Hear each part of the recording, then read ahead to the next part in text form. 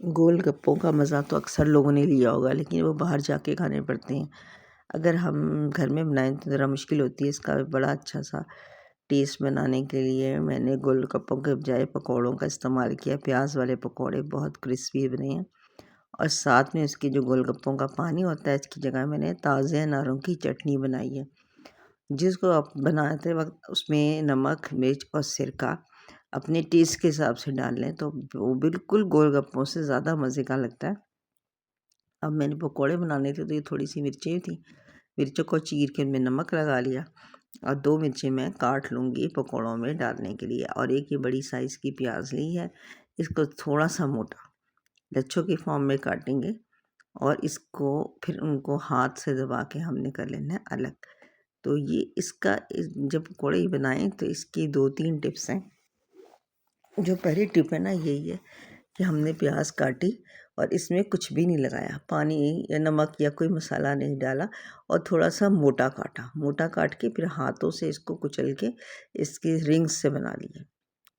ये tip number 1 और tip number 2 जो है वो ये है कि हम इसमें ना इसको पानी में डालेंगे, ना हम किसी चीज़ में डालेंगे। सिर्फ़ इसको हमने काट के और मिर्चें जो हमने 2 बचाई थी हरी मिर्चें वो काट देंगे और इसको एक तरफ रख देंगे।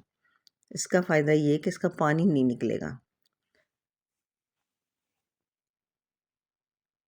ये मिर्चें आप मोटी-मोटी काट लें और अपने ज़ायके के हिसाब से काट लें, तो ये मिर्चों के और प्याज के पकौड़े बनेंगे।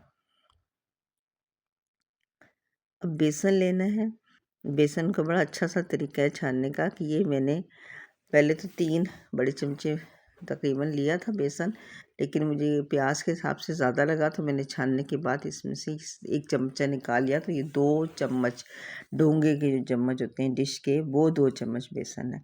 और कप से नाप लें और ये मैंने फिर बाद में थोड़ा-सा निकाल लिया था। जो मैंने बाद में डाला ना ये मैंने निकाल लिया था। अब इसको प्याले में छानना है। ये तकरीबन 2 भर के बड़े-बड़े चम्मच जो है ना डिश के ये हैं बेसन। ये तकरीबन पौना कप से पौना कप के लगभग होगा बेसन। अब ये इस तरह छाने ना तो ये इस तरीके से जो छाने ना तो ज़रा-सा गिरता कम ही है, वरना तो बहुत ज़्यादा गिर जाता है ना छलनी में छाने तो। डोंगे में तो छलना भी मुश्किल होता है, लेकिन प्लेट में भी इधर-उधर गिर जाता है, तो इसमें ज़रा-सा कम गिरेगा और बड़ी एहतियात से छानेंगे तो बिल्कुल नहीं गिरेगा। अब ये हो गया हमारे पास बेसन छन गया। इसकी टिप नंबर 2 है कि बेसन छान के इस्तेमाल करें, इससे इसके अंदर हवा चली जाती है। ये मैंने वापस डाल दिया था। हवा चली जाती है तो जो पकौड़े हैं ना वो नरम बनते हैं, ठोस नहीं बनते। और दूसरे कि जब हम इसे फेंटेंगे तो इसमें गुठलियाँ नहीं बनेंगी। ये है इसकी टिप नंबर 2। अब जब हमने सब्ज़ी के पकौड़े बनाने हैं तो बेसन को रखना है गाढ़ा। ये हमेशा याद रखें कि बेसन को पतला नहीं करना। यह है टिप नंबर 3। बहुत थोड़ा-सा पानी डालते हैं, थोड़ा-सा देख-देख के कि ये गाढ़ा ना हो जाए। अब इसको थोड़ा-सा अगर आपके पास टाइम है तो पहले बेसन फेंट लें और बाद में प्याज काट लें। नहीं तो बेसन को देखें इतना गाढ़ा मैंने रखा है और ये इस तरह के जब बनाएंगे ना तो इसमें सोडा वगैरह डालने की ज़रूरत नहीं बनेगी, क्योंकि हमने बनाने क्रिस्पी, सोडे से नरम हो जाएंगे। अब ये बेसन रख दिया। अब इसमें जो मसाले पड़ेंगे ना वो भी बहुत ज़रूरी मसाले होते हैं, जो हम हर दफ़ा डालते हैं ये सोचे समझे बगैर कि क्यों डलते हैं। ये साबित धनिया और डला है हमने इसमें ये 1 टेबल स्पून है तकरीबन, आधी टीस्पून ज़ीरा,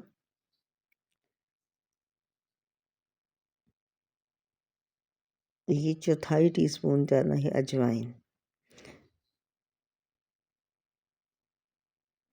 अच्छा, इसमें मेरे पास पुदीना बहुत कम था तो वो मैंने चटनी में इस्तेमाल कर लिया। इसमें आपने पुदीना ताज़ा डालें तो अच्छा है। और ये 1 टीस्पून भर के ये अनारदाना ये मैंने धो के भिगो लिया था। तो ये ज़रा भीग के बने तो अच्छा बनता है। और नमक, मिर्च हस्ब ज़ायक़ा। तो ये चीज़ें जो डलती हैं वो इसलिए डलती हैं कि तमाम की तमाम चीज़ें हाज़मे में इस्तेमाल होती हैं, हाज़मे में मदद देती हैं। अब देखें, अब ये थोड़ी देर पहले काट के रखा था, इसमें कहीं पानी नहीं है। अगर मैं नमक डाल देती या इसको बेसन में मिला देती तो ये मसाले के साथ मिलके छोड़ देता पानी। टिप नंबर जो है ना अगली ये है कि आपने जिस वक्त पकोड़े तलने हों उस वक्त प्याज शामिल करें, और नमक तो बिल्कुल डाल के रखना ही नहीं है प्याज में, वरना वो पानी छोड़ देगी और नरम पड़ जाएगी। अब ये देखें, बेसन गाढ़े रखने का फ़ायदा ये है कि अब नमक के साथ मिल के जब ये प्याज जो है ना नमक अपना पानी छोड़ेगी तो बेसन पतला नहीं होगा। और चटनी बनाने के लिए ताज़े अनार लिए, इसका जायका अनार दाने से बहुत फ़र्क होता है। अदरक है, लहसुन है, हरी मिर्चें हैं और पुदीना है। नमक डालूँगी इसमें मैं हस्बे जायका, और इसके साथ मैंने जो एक और चीज़ डालनी है वो है ज़ीरे का पाउडर।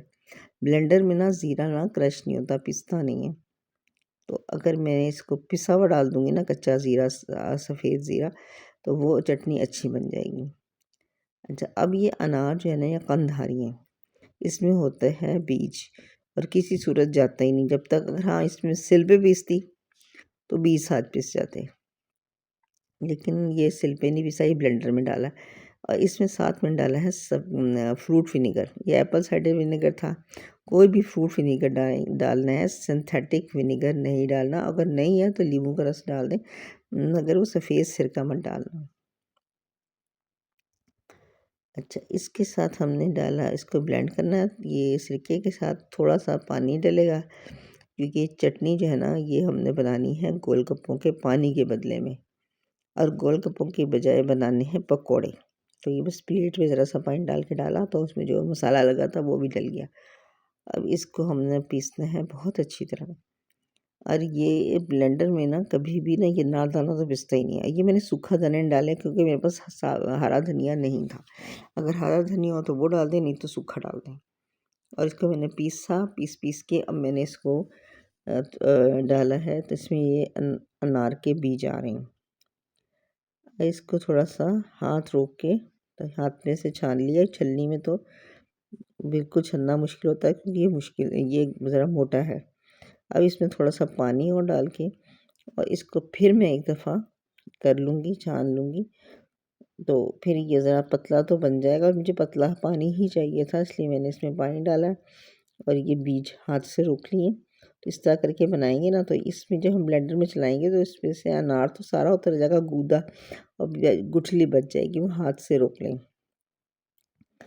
ये थोड़ा मोटा मोटा अच्छा लगता है। अब ये पकौड़े मैंने डाल दी हैं प्याज के फ़ौरन जैसे ही प्याज मिलाई थी फ़ौरन डाल दिया। अभी पकौड़े तैयार, इंतहाई मज़ेदार और ये क्रिस्पी।